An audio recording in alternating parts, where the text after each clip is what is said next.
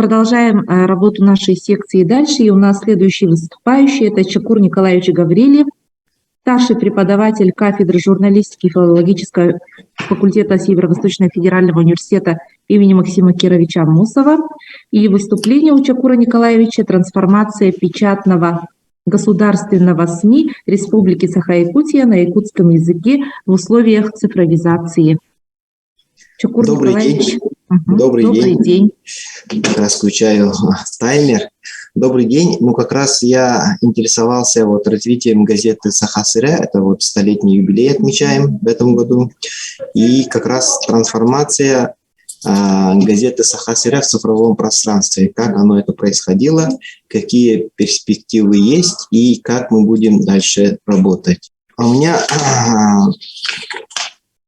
сразу скажу, что снижение читательского спроса аудитории наблюдается как и везде.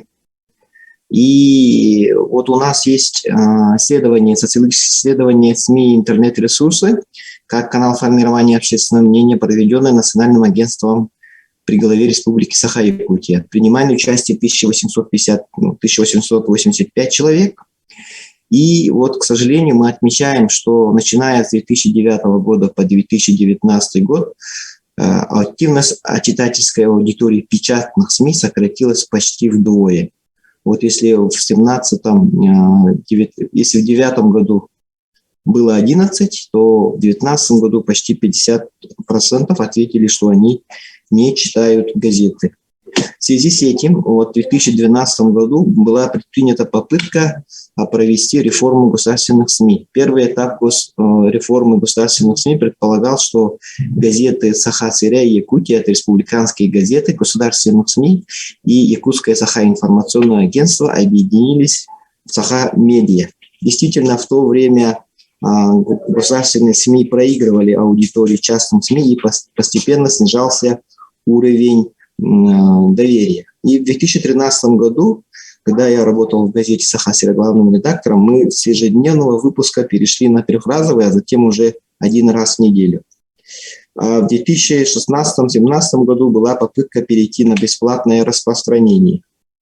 Интересно рассмотреть изменение рейтинга доверия и популярности к периодическим изданиям.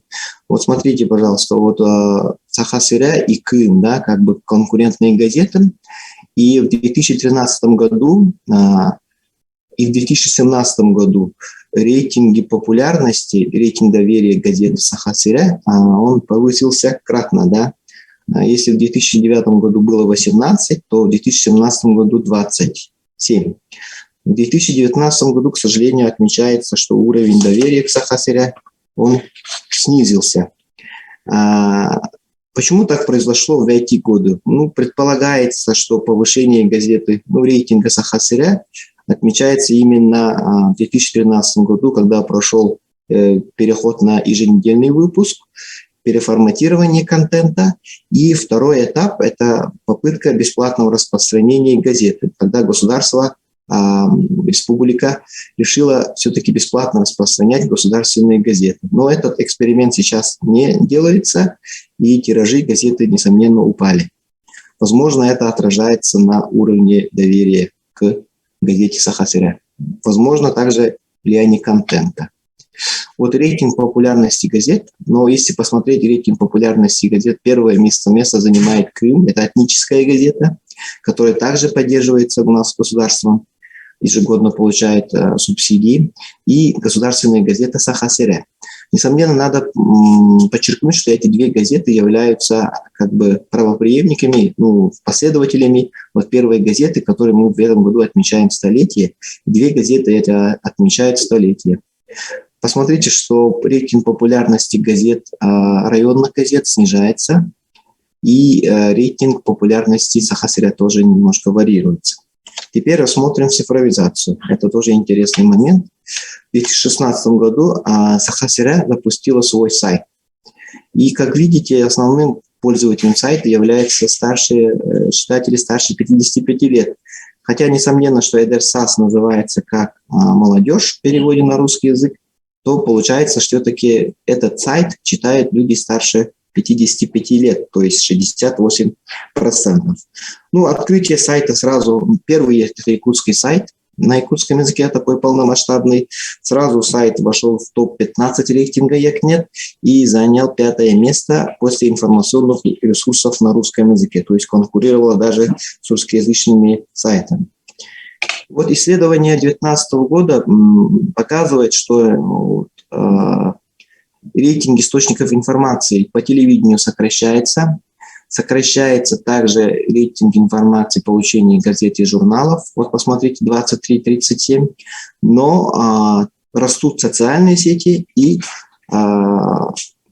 сайты, вот, информационно-новостные сайты, они более-менее стабильны. То есть они не меняются. В связи с этим, что страница Эдерсас, Сахасыра, да, скажем, в Инстаграме, она больше рассчитана на молодежь. 54 тысячи человек уже подписаны на эту страницу.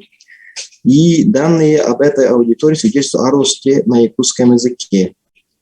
Вот сравните с другими СМИ, входящими в Сахамедиа, да, то получается, что все-таки молодежь больше читает вот Инстаграм на якутском языке. Вот трансформация газеты Сахасыра сначала была только печатная версия, затем появился сайт, и сейчас они еще дополнительно распространяют свои материалы, адаптированные материалы в социальных сетях. Каким выводом можно прийти? Во-первых, и буквально несколько минут. Во-первых, в Республике Саха имеется цифровое неравенство, имеется в виду в некоторых местах не имеется газеты. Во-вторых, аудитория печатных СМИ в республике сокращается. В-третьих, аудитория печатных СМИ все больше переходит на интернет. И количество подписчиков страницы свидетельствует о том, что если мы будем создавать адаптированный контент под социальные сети, то, в принципе, этот материал на якутском языке могут стать востребованными для молодого поколения. Вот смотрите, вот разные количества социальных сетей. И предложение, которое я бы хотел. Государственным СМИ необходимо постараться вернуть уровень, утраченные позиции по уровню доверия. Необходимо пересмотреть параметры государственного заказа. То есть сейчас деньги выдаются на тиражи, то есть на печатные версии. Необходимо изменить этот механизм и давать субсидии на размещение информации на сайте для аудитории, которая стабильна, или в социальных сетях, аудитории которого может расти. И с учетом имеющейся возрастной категории, более, скажем, пожилая, предлагается перенастроить контент Эдерсас на более возрастное поколение. И, конечно, название поменять, да, и развивать страницу Instagram на базе Эдерсас, чтобы создавать контент молодежный для более молодежной аудитории. Для сохранения развития государственной власти необходимо оказывать всю поддержку.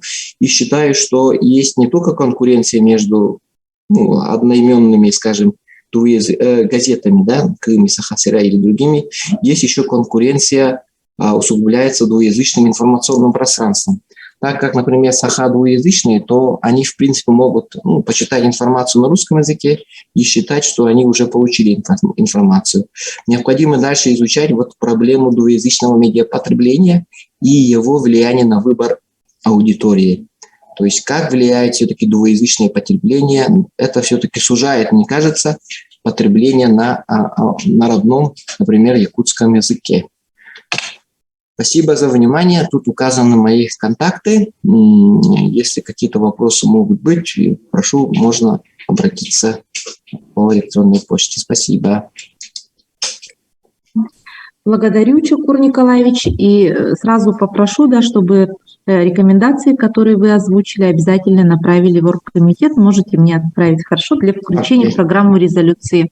И на самом деле мы с вами абсолютно согласны в том, что и продвижение печатных, и медиа СМИ требуют новых маркетинговых, коммуникационных решений. И этот вопрос, который вы подняли, мы считаем, что на самом деле он очень актуальный на сегодняшний день. Да.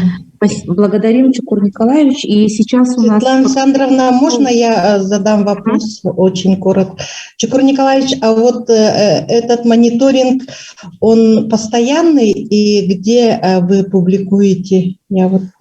Этот мониторинг, конечно, для ДСП, так называемый, да, это для органов власти, они мониторят, но там не только вот влияние СМИ и так далее, они вот постоянно с 2000 вот какого года я вам показывал, 2003 год даже, да, Мгм. есть. Но довольно Он очень глубокий. такой интересный. Мне вот попросил, чтобы только часть по отношению к СМИ это привести. И действительно вот меняется, вот отслеживается изменение медиапотребления как такового. Медиаландшафт у нас меняется, да, появляются новые СМИ. И, конечно, вот идет некий рост или, наоборот, снижение аудитории того или печатного издания. Но констатируем, что вот действительно печатные СМИ сокращаются. Интернет пока стабилен, но перспективы, возможно, тоже сокращение.